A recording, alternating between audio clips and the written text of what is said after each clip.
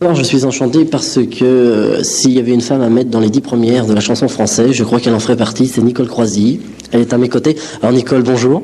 Bonjour, c'est très flatteur. Dites-moi, ça commence bien? Ah, ça commence bien. Alors une femme active, je crois plus active que vous, on meurt. Et en ce moment, vous êtes active, vous êtes partout, on vous voit à la télévision. Actuellement, vous avez tourné les Noëls du cœur avec Narcy et puis Soisicorn. Il y a aussi toutes les tournées de FR3. Vous êtes aujourd'hui à Dijon pour FR3. Vous tournez, vous faites beaucoup de choses. Oui, j'étais même il y a 15 jours en Guadeloupe pour les enfants de la Guadeloupe.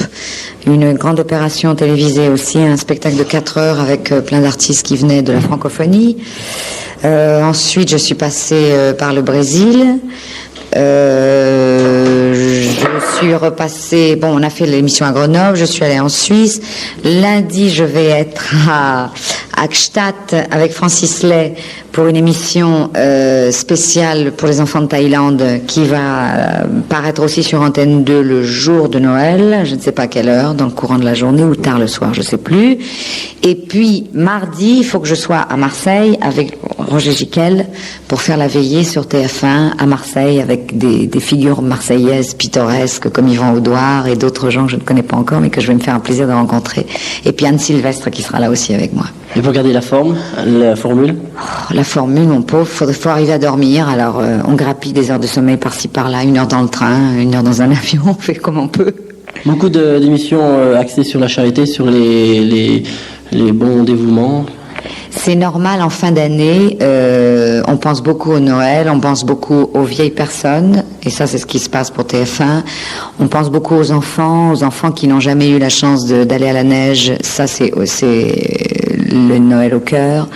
Il y a partout à travers le monde de tels drames de misère que c'est une période qu'on appelle la période de trêve, la période de Noël et de jour de l'an. C'est normal que les artistes se multiplient le plus possible pour faire en sorte que les gens soient motivés pour envoyer des dons, envoyer de l'argent, ou envoyer des vêtements, ou envoyer tout ce dont les gens qui sont dans la misère en ce moment ont besoin, quoi. Vous avez participé également au disque La chanson de la vie avec vos 25 collègues. Voilà, alors là nous sommes 25 femmes du métier du show business et du cinéma qui se sont réunies, et Alice Donna a écrit la chanson avec Claude Lemel, et en plus on trouve que la chanson est très chouette et qu'elle est très bien réalisée, que le disque est très bien.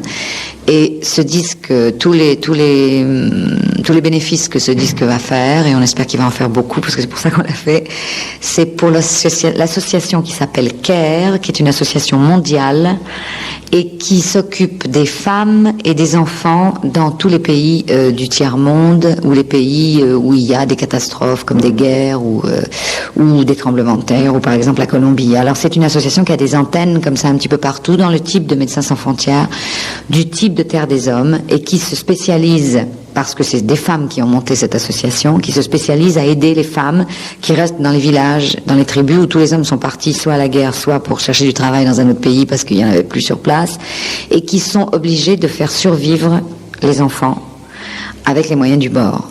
Et donc cette association CARE s'occupe spécifiquement de ces femmes qui sont dans les tribus. Alors on leur apporte des vivres, mais on leur apporte surtout des moyens de s'en sortir, c'est-à-dire leur donner, les équiper sanitairement, les équiper pour l'école, les former pour être infirmières, les former pour savoir creuser des puits artésiens, enfin pouvoir remplacer les hommes et en continuant le travail des femmes. Actuellement, c'est ce qui vous touche le plus alors?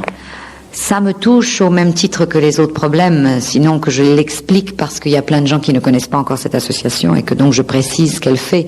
Je me suis aussi mobilisée il y a plusieurs années pour Médecins sans frontières, au début de Médecins sans frontières, parce que je trouvais que c'était formidable de voir des types qui partaient, qui fermaient leur cabinet, qui souvent avaient des clientèles très florissantes et qui fermaient pendant quelques mois et qui partaient la valise à la main avec des médicaments et avec uniquement leur savoir, leur bonne volonté et leur désir de sauver l'humanité, et qui partaient dans des endroits les plus reculés, les plus déshérités, les plus pauvres, les plus misérables, ou sur les terrains de guerre. On va changer un petit peu de sujet, on va parler un petit peu de vous. Depuis combien de temps représentez-vous la chanson française? Depuis combien de temps vous êtes dans le showbiz maintenant? Il y a le temps que j'y ai passé, et puis il y a le temps de vedettariat, et ça n'a aucun rapport. Je suis devenue vedette quand je suis passée à l'Olympia dans l'année 76. Ça va faire donc, au début de l'année, ça fera 10 ans. je pourrais fêter mes 10 ans de vedettariat. J'ai commencé à chanter en 61.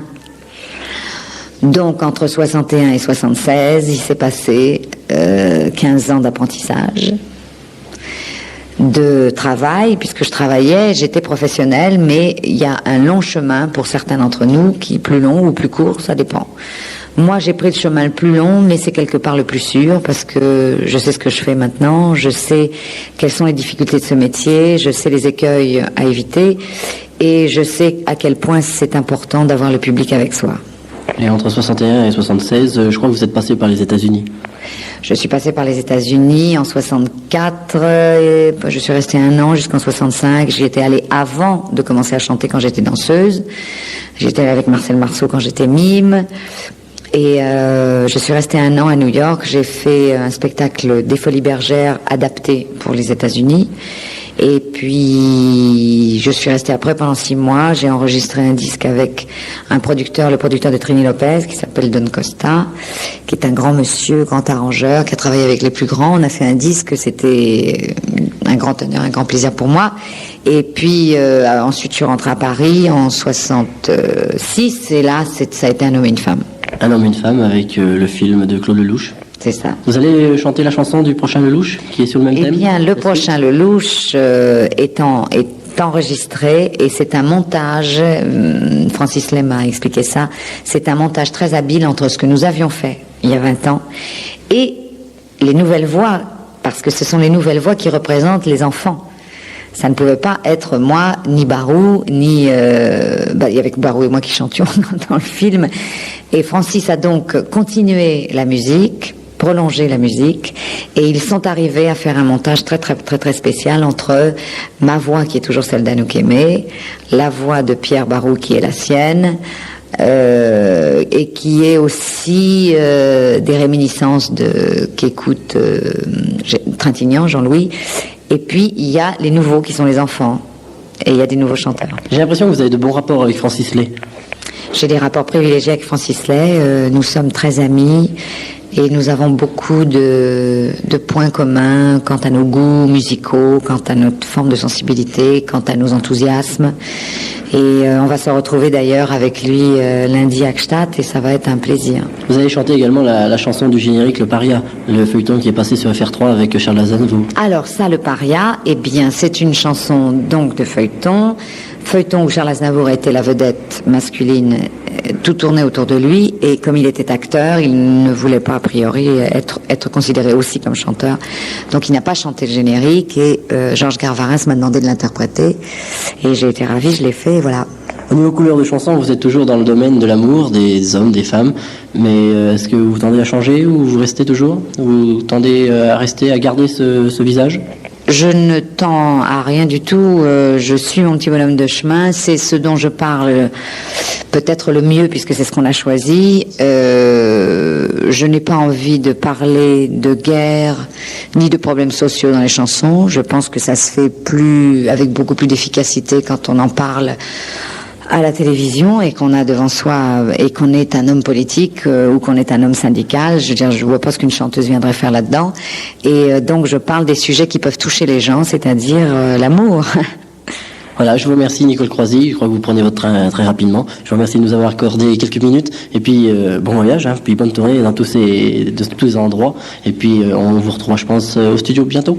Et puis moi je vous remercie, et je vais profiter de ce petit moment pour souhaiter un bon Noël et un bon jour de l'an à tous vos auditeurs.